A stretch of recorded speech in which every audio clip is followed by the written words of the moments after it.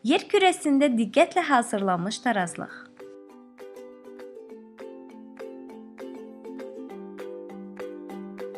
Uşaqlar, 16-cı əsrə, yəni bundan 500 il əvvəlinə qədər dünyanın planet olduğu bilinmirdi.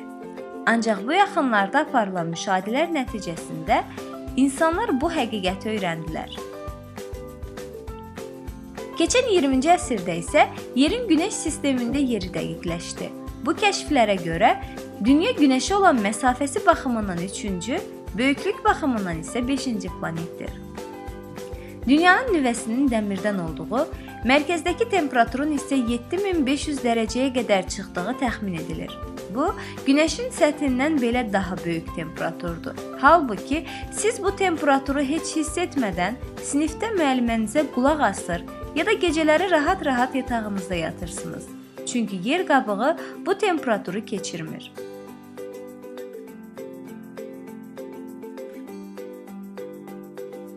Allah çox şəfqətlidir və çox hərarətli temperaturun bizə gəlməsinə mane olmaq üçün üzərində yaşadığımız yer qabığını qalın yaratmışdı. Bundan əlavə, Allah dünyanın atmosferini də insanların yaşamasına ən uyğun şəkildə yaratmışdı və bitkilərə bu tarazlıq içindəki oksigen və karbondioksid nisbətini sabit tutmalarını təmin edən xüsusiyyətlər vermişdi. Bunlar və digər həssas tarazlıqlar yerin insanların həyatı üçün ən uyğun şəkildə yaradıldığını göstərir. Yerin atmosferindən relyef formalarına və ya Günəşə olan məsafəsinə görə hər cür tarazlıq həyat üçün xüsusi olaraq yaradılmışdır.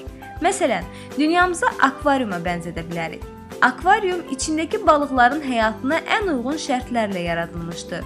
Suyun temperaturunu nizamlayan termostat və buxarlanmasını təmin edən mühərrik, dibə qoyulan qum, suya atılan dərmanlar, akvariumun qoruyucu qapağı, suyu dayanmadan süzən filtr sistemi, azaldıqca əlavə edilən qidalar, bütün bunlar akvariumdakı balıqların həyatda qalmasını təmin edir. Amma akvariumun içindəki balıqların bu süni mühitdən xəbəri yoxdur. Onlar təbii mühitdə yaşadıqlarını güman edirlər. Birinin qızdırıcının suyun səviyyəsini, hava mühərrikini təmizlədiyini bilmirlər. Suyun üzərində birdən meydana gələn gemlərinin qaynağını da bilmirlər. Halbuki qaynaq məlumdur. Akvariumun sahibləri onlar üçün lazımi olan hər şeyi təmin edir.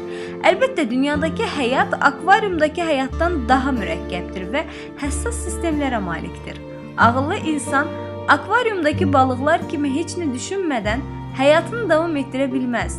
Dünyanın özü üçün xüsusi dizayn edildiyini anlayar.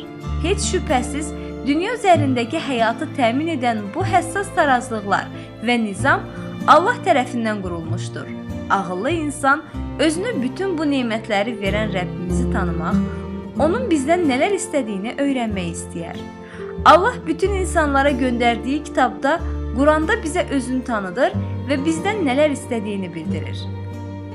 Heç şübhəsiz, dünyadakı həyatı təmin edən bu həssas tarazlıqlar və nizam Allah tərəfindən qurulmuşdur.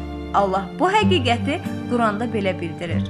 Qovulmuş şeytandan Allaha sığınıram. Yerin onları yırğalamamasından ötürü orada möhkəm dağlar yaratdıq. Onlar gedə bilsinlər deyə orada geniş yollar saldıq. Göyü mühafizə olunan bir tavan etdik. Onlar isə oradakı dəlillərimizdən üz çevirirlər. Ənbiya surəsi 31-32-ci ayə. Dünya bizim yaşamağımız üçün olduqca həssas tarazlıqlarla yaradılmışdır. Bunu anlayan insan Allaha iman gətirməli, onun sonsuz gücünü görə bilməli və ona verdiyi hər şeyə şükr etməlidir. İndi bizləri və canlı-cansız hər şeyi yaradan Allahın planetimizdə yaratdığı tarazlıqların bəzilərini daha ətraflı araşdıraq və beləcə Allahın gücünə daha yaxından şahid olaq.